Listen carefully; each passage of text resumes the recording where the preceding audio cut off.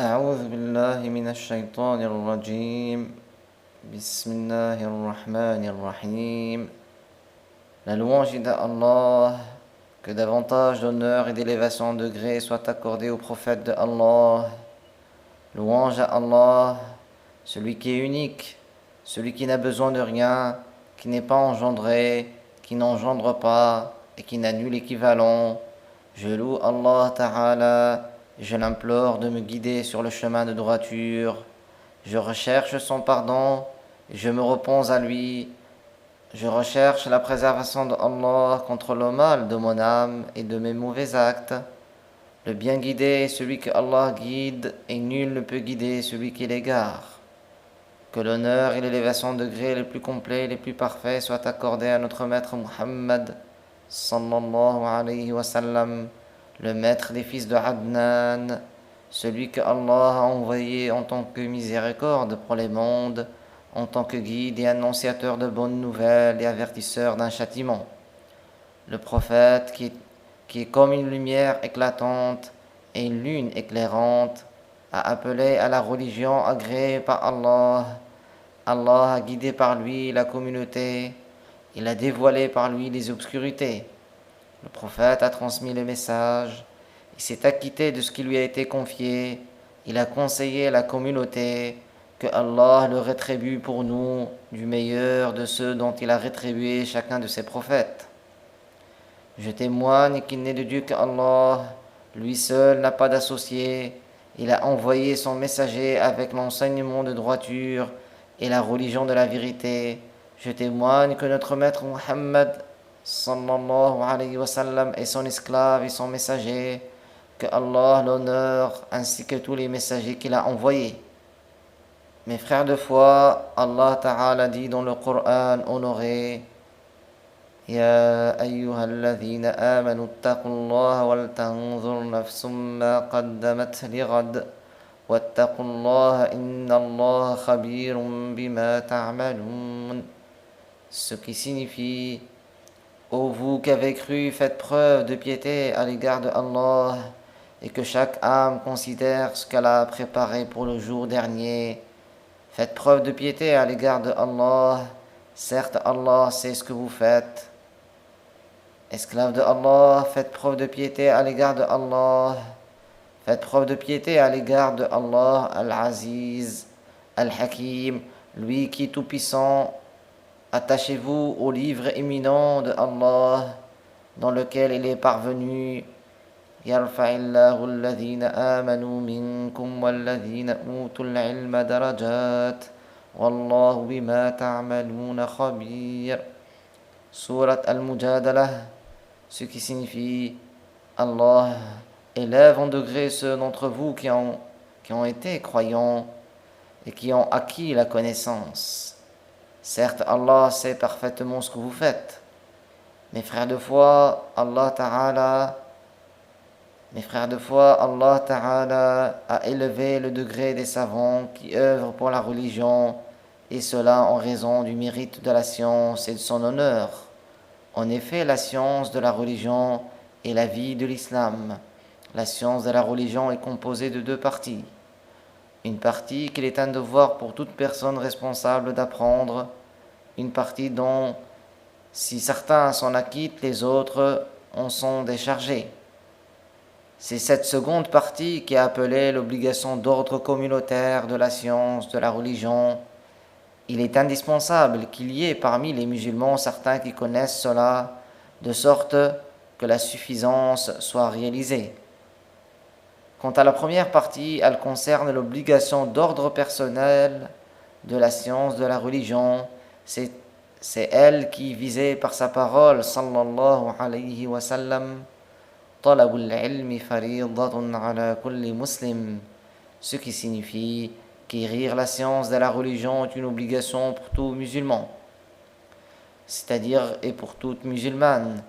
Hadith rapporté par Al-Bayhaqi et jugé Hassan par le Hafiz Al-Mizzi.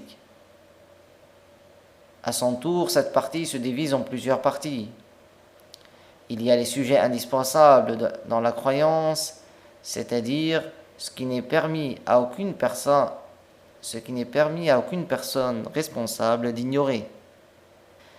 Ces sujets sont relatifs à la croyance islamique, comme l'exemption de Allah du corps, de la forme, de la couleur, de la direction, de l'endroit et de n'importe quelle caractéristique des créatures. Il y a le fait de savoir qu'Allah a envoyé les prophètes, annonciateurs de bonnes nouvelles et avertisseurs d'un châtiment, pour qu'ils enseignent aux gens ce qui favorisera leur réussite et leur félicité dans le bas monde et dans l'au-delà. Aussi, il est à savoir que Allah a soutenu les prophètes par des miracles qui indiquent leur statut de prophète et qu'il les a préservés de la mécréance et des grands péchés et de toute bassesse. C'est également un devoir pour toute personne responsable de connaître ce qui lui permet de distinguer la mécréance afin de l'éviter, comme la connaissance que le rabaissement de ce qui est glorifié dans la loi de l'islam, rabaisser cela donc, est de la mécréance qui fait sortir de l'islam. Il en est de même pour celui qui assimile Allah à ses créatures, il tombe dans la mécréance. De même que démentir la loi de l'islam, c'est de la mécréance, ainsi que rabaisser la religion de l'islam, c'est de la mécréance. Mes frères de foi, parmi les composantes de la partie obligatoire d'ordre personnel, il y a également les sujets indispensables dans les lois, comme la connaissance de ce qui est indispensable pour la validité de la prière, du jeûne et autres que cela parmi les actes d'adoration qui sont obligatoires. Font partie de la science obligatoire d'ordre personnel les sujets indispensables dans les transactions pour celui qui les pratique. Par conséquent, il n'est pas permis de s'engager dans une quelconque transaction sans en avoir connu ce qui est licite et ce qui est interdit. Celui donc qui veut vendre et acheter doit apprendre les règles de la vente et de l'achat, à savoir quelles sont les conditions de la vente et quels sont ses piliers. De même, celui qui veut louer, il est un devoir qu'il apprenne les jugements qui concernent la location. Ainsi, celui qui veut louer une maison, une voiture ou les services de quelqu'un doit apprendre ce dont il a besoin dans les sujets de la loi. Il en est de même pour le reste des transactions. Aussi, la connaissance des jugements du mariage pour celui qui veut se marier entre dans ce cadre-là, car autrement, il risque de considérer ce qui n'est pas un mariage comme étant un mariage, et de cela découle beaucoup de ravages. Mais bien aimés, parmi les obligations d'ordre personnel, il y a la connaissance des devoirs du cœur, des péchés du cœur et des organes, tels que la langue, la main, l'oreille, le ventre. Celui qui ne connaît pas le mal peut y tomber. Allah Ta'ala dit: Ya ayyuhalladhina amanu qu anfusakum wa ahlikum naran waquduha an-nas wal hijarah عليها ملائكة غلاظ شداد لا يعصون الله ما أمرهم ويفعلون ما يؤمرون. Ce qui signifie: ô vous qui avez cru, préservez-vous ainsi que vos familles d'un feu dont le combustible est fait d'hommes et de pierres, un feu qui a à la charge d'anges rudes et forts qui ne désobéissent pas à Allah en ce qu'il leur ordonne et qui font ce qu'il leur est ordonné. Il est parvenu dans l'explication de cette ayah, d'après l'imam Ali, que Allah l'agrée, que la préservation de son âme et de sa famille a lieu par l'apprentissage des sujets de la religion. Celui qui apprend la science de la religion distinguera la mécréance de la foi. Celui qui apprend la science de la religion distinguera la mécréance de la foi. Il distinguera le vrai du faux, il distinguera le licite de l'interdit, il distinguera ce qui est bien de ce qui est mauvais. Quant à celui qui n'a pas appris la science de la religion, il ne peut ni garantir que sa prière est correcte, ni que son jeûne est correct, ni que sa zakat est correcte. Apprendre les règles de jurisprudence de la religion de droiture fait partie des meilleures des choses pour lesquelles on dépense le plus précieux de son temps. Notre bien-aimé, notre guide Muhammad sallallahu alayhi wa sallam a dit Man yuridillahu bihi khayran yufaqihu fid din, ce qui signifie celui pour qui Allah veut le bien, il lui fait apprendre la science de la religion. Hadith rapporté par Al-Bukhari et Muslim. Celui qui veut apprendre la science de la religion doit suivre un chemin correct. Pour y arriver, ne se base pas sur sa propre lecture sans avoir au préalable appris la science de la religion auprès des gens de science.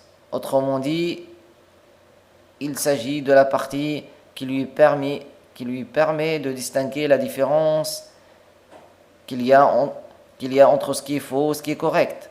S'il ne fait pas cela, et s'il se suffit de sa lecture uniquement, il ne peut pas se garantir de ne pas tomber dans une mauvaise compréhension qui entraîne sa perte sous différents aspects.